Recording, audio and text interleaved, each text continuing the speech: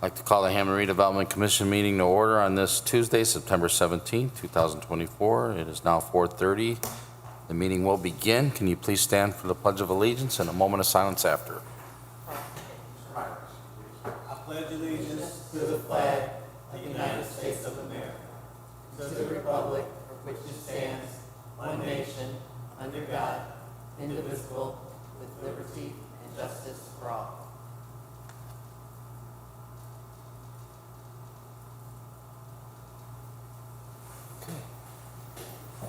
Thank you, Commissioner. Karen, then, can we get a roll call for tonight? Tomich? Here. Baki? Here. Mosley Sheldon? Here. Myrick? Here. Halpert? Here. For the record, we have all 5 are present. Number 3, declaration of conflict of interest. Okay. Number 4, communications. There are none. All right. Brings us to number 5, minutes dating September 3rd, 2024. Mr. President, if there's no corrections to the minutes for the Hammond Redevelopment Commission, minutes dated September 3rd, 2024, I make a motion to approve. Second.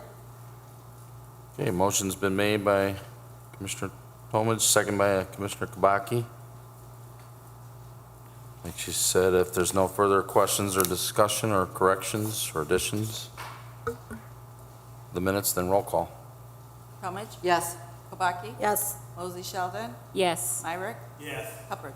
Yes. Minutes are approved and passed. Thank you. That's 5 yes. Number 6 is a homebound conditional forgivable loan approval. We have one applicant, Bryce Sherwin, at 929 175th Street. Good afternoon, Commission. We have Bryce, who is a Hammond police officer, applying for the forgivable loan in the amount of $10,000. So we just got a couple of questions to ask you. You hear about our program? Multiple people from the department have said it, and I just always wanted to move here where I worked. Makes it feel a little bit more accomplishing when you're doing something in the community, so. We love that. You know, when I first saw it, I first thought your name was Sweden. I get that a lot. I get that a lot. Are you a first time home buyer? Yes. I have no further questions. Realtor. No, same here, Bryce.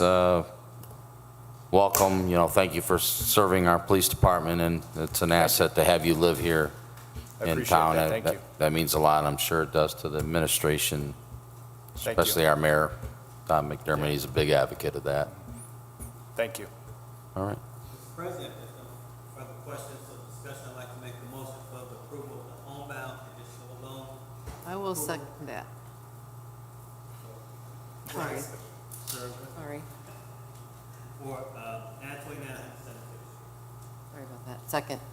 Okay, motion's been made by Commissioner Myrick, seconded by Commissioner Tomich. That's the homebound conditional forgivable loan approval for Mr. Bryce Sherwin at 929 175th Street. Let's have a roll call. Tomich? Yes. Kabaki? Yes. Mosley Sheldon? Yes. Myrick? Yes. Halpert? Yes, motion passes with 5 yes. Thank you. Enjoy your home. Congratulations. Thank you so much. Thank you. No, thank you. Thank you. You may be excused Gonna if you take my like. car now? Thank you. He's feeling great today. All right. Number 7 is approval of a grant agreement between Northwest Indiana Forum Foundation Incorporated and the City of Hammond, Indiana. Commissioners, in front of you have a grant agreement between the Northwest Indiana Forum and the City of Hammond in regards to a Ready 1.0 application that was submitted by Purdue Northwest for an impact lab in our downtown.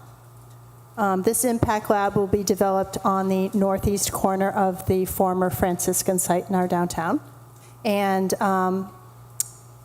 Purdue will be a subrecipient of this grant agreement. We are acting as a sponsor to this agreement to help facilitate the impact lab to be built in downtown. The city is supportive of this. It will bring students, it will bring faculty and people to downtown, and having Purdue Northwest finally in our core of our city, being a new stakeholder in downtown is a really great step for us in the city. And the grant is for $4.7 million for them to build their impact lab.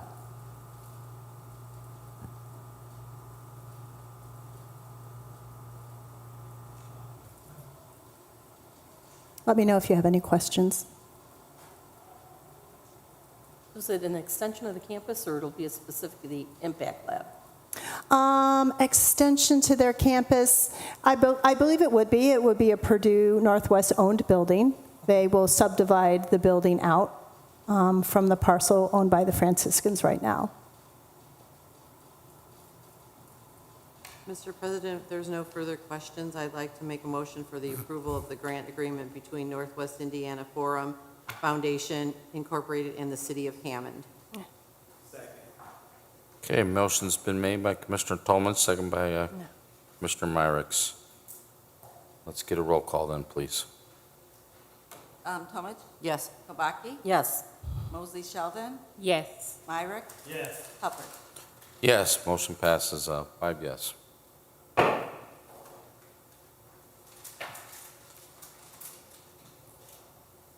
Okay, number 8, approval agreement to sell real estate for real estate known as 622 Sibley Street. This is an agreement to sell a vacant redevelopment-owned residential parcel to Mr. Benjamin Cervantes. He has looked over this agreement and has signed it on the last page. Mr. Cervantes is the owner of a home at 626 Sibley, and he would like to purchase 622 Sibley to extend the yard of the home.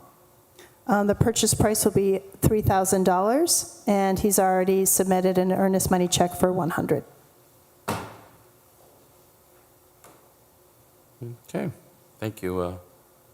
These do come through from time to time, so. They do.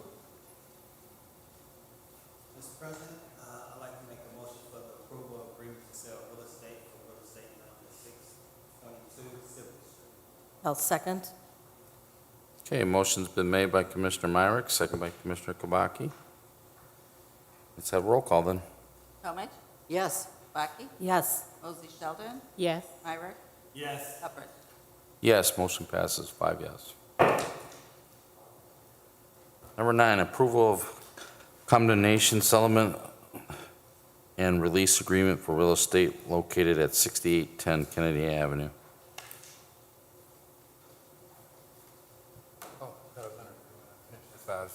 You caught me off guard. Sorry. So you have before you a condemnation and settlement agreement. The property at 6810 Kennedy is at the southern end of the kind of refurbished Kennedy Avenue, and it is part of, and I know some of you are aware of the administration's desire, goal to kind of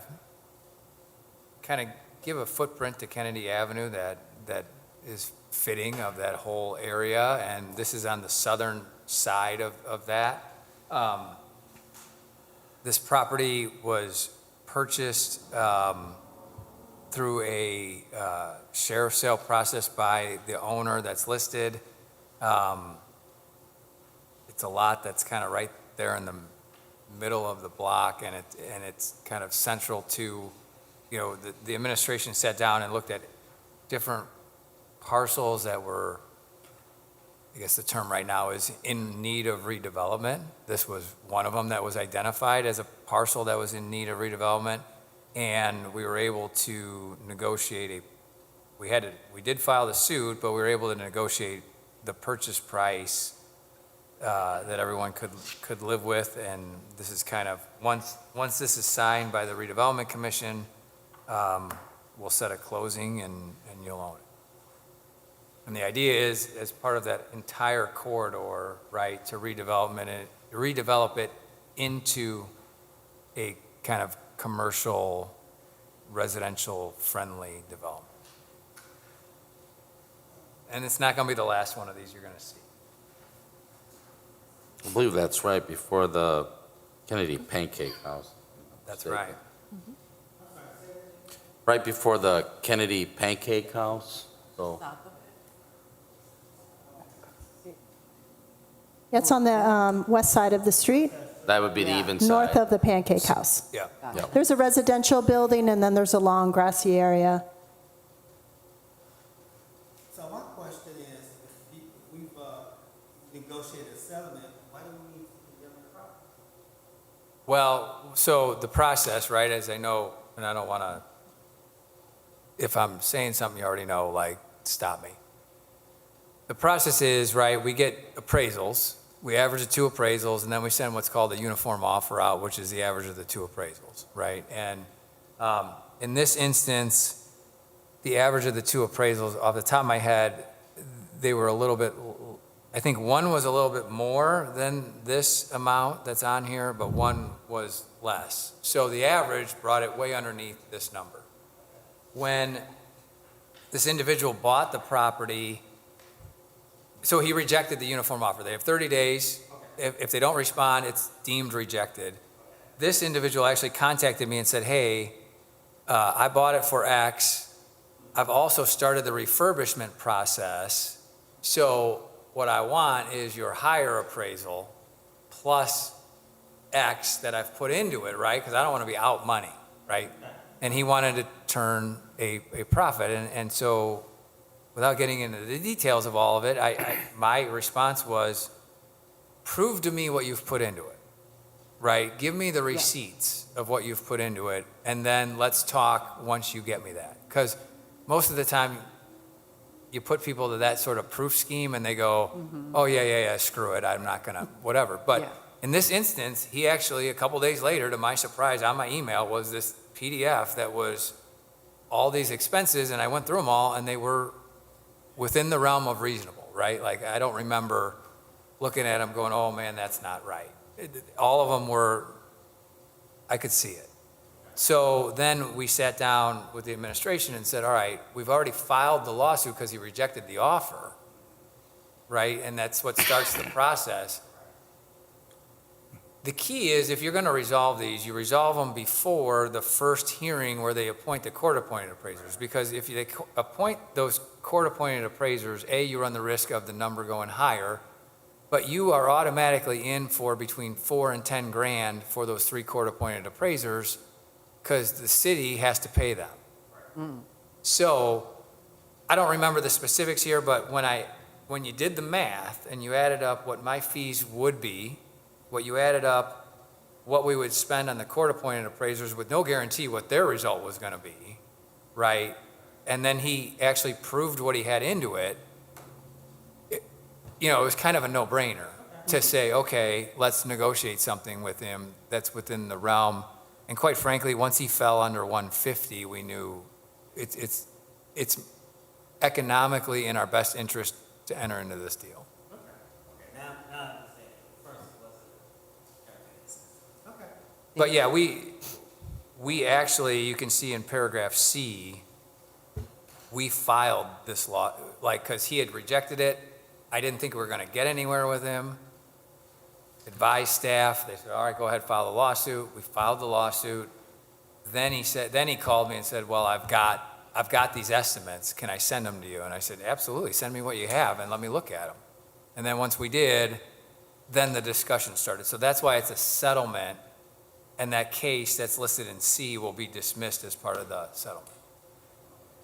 Thank you. So he's done renovations to the property already? He started? He stopped once we knew we had a deal, but he had Okay. started renovations prior to us notifying him that we were interested. I'm sure he stopped shortly after we told him, right? But yeah, he had already started. Thank you, Attorney West. I'm glad your analysis and then him providing that and you looking to see if, the receipts match and everything, what he's provided and done. Well, as president, there's no further discussion or any questions. I make a motion for the approval of the combination settlement and lease agreement. Do I need to say the names? No, you're good. I'll second then. Okay, motion then's been made by Commissioner Myrick, second by Commissioner Tomich. If there's no further questions or discussion, roll call. Talmadge, Yes. Kubaki, Yes. Mosley Sheldon, Yes. Myrick, Yes. Hubbard. Yes, motion passes, 5 yes. Okay, number 9 is our bills, register of claims.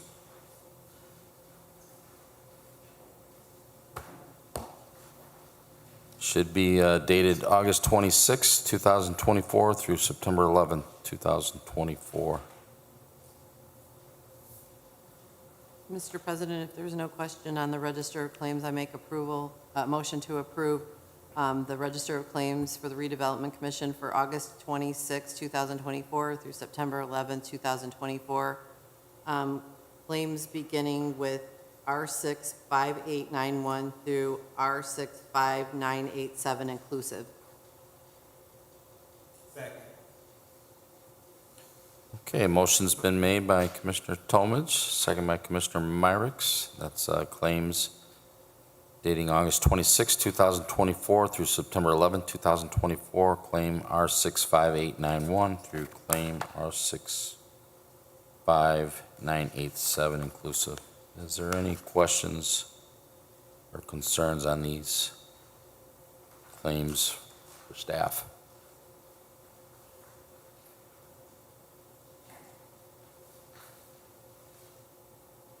Okay, since there is none, roll call, please. Talmadge, Yes. Kubaki, Yes. Mosley Sheldon, Yes. Myrick, Yes. Hubbard. Yes, motion passes with 5 yes. Okay, number 11 is our reports. We have Ms. Ann Taylor. Would you like to share anything? Yes, thank you. I have 3 upcoming events. Tomorrow, we have our Mayor's Night Out for the 5th District. It will be held at 6:30 to 8:30 approximately, and it will be for, as I said, 5th District at Jefferson Elementary. So please come on by or log in to watch on TV. Second up, on Thursday, this coming Thursday, we have our annual job fair at the Civic Center, and that will start at 11 and run till 3 p.m. Always a great event. And lastly, our Realtors Breakfast is coming up next Thursday. It will be at the Lost Marsh from 9 to 11 in the morning. I believe I mentioned this at our last meeting. If you are interested in attending the breakfast, just reach out to Cynthia or myself, and we will connect you with Durrell, and he can get you a ticket. We have a lot of great updates on the city at that luncheon breakfast. Thank you. All right. Thank you, Ms. Taylor. Thank you. Okay, number 12 then, new and finished business. None at the time. All right. Number 13 is public comment. I will open it up now. Public comment is open. Public comment is open. If anybody would like to come forward and speak, you may do so now.